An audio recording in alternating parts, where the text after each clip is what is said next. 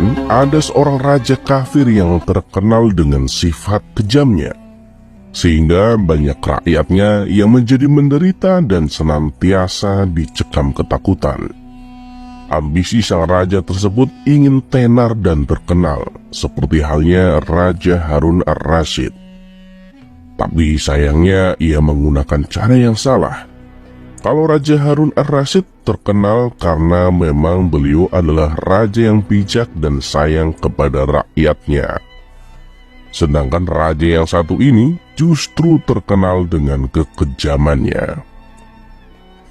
Suatu ketika atas perintah Raja Harun ar-Rasyid, Abu Nawas pergi ke negeri di mana raja kejam itu berkuasa. Tujuannya datang ke negeri itu untuk menyampaikan undangan dari Raja Harun ar-Rasyid kepada raja di negeri tersebut. Dan ketika Abu Nawas mulai memasuki kota, tanpa sengaja ia berpapasan dengan rombongan kerajaan. Melihat ada orang asing di negerinya, sang raja pun memanggil orang asing tersebut, yang tak lain adalah Abu Nawas. "Hei, siapa kamu?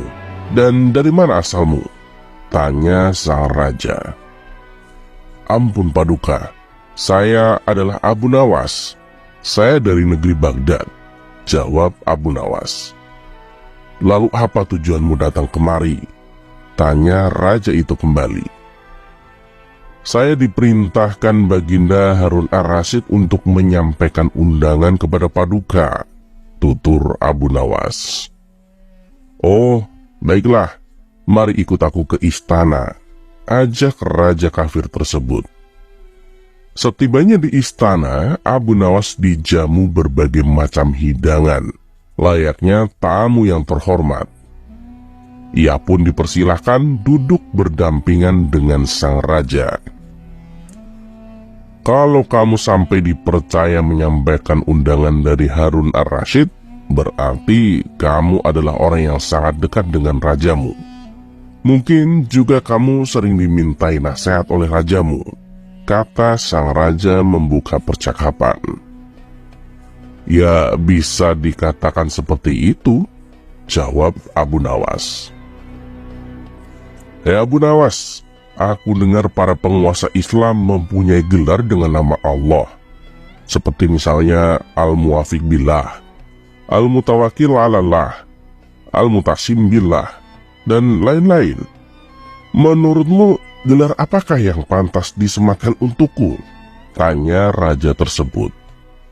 Mendapat pertanyaan seperti itu, Abu Nawas pun kaget. Tidak mungkin rasanya raja kafir seperti dia disandingkan dengan nama Allah. Apalagi dia terkenal bengis dan kejam kepada rakyatnya. Abu Nawas pun berpikir sejenak. Tak lama kemudian, ia menemukan jawabannya. "Begini Paduka, saya kira gelar yang paling pantas untuk Anda adalah Na'udzubillah," jawab Abu Nawas. "Oh begitu ya," balas sang raja mengangguk, padahal tidak paham artinya. "Aku ada pertanyaan lagi nih Abu Nawas. Setiap benda yang ada di dunia ini pastikan ada harganya. Menurutmu berapakah hargaku?" tanya sang raja itu kembali. Kali ini Abu Nawas menjawab sekenanya tanpa banyak berpikir. "Kalau saya taksir, harga Paduka sekitar 100 dinar, jawab Abu Nawas. Raja tersebut tidak terima dengan jawaban Abu Nawas. "Terlaluan, apa kau tahu bahwa ikat pinggangku saja harganya sudah 100 dinar, bentak sang raja. "Tepat sekali Paduka," jawab Abu Nawas. "Memang yang saya nilai dari Anda hanya sebatas ikat pinggang itu saja, karena Anda lebih mementingkan perut Anda daripada rakyatnya," jawab Abu Nawas menjelaskan. Sang raja pun hanya terdiam karena ia memang mengakui hal itu.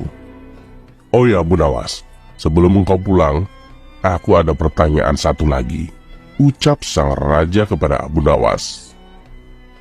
"Silahkan Tuan, saya siap menjawabnya," balas Abu Nawas.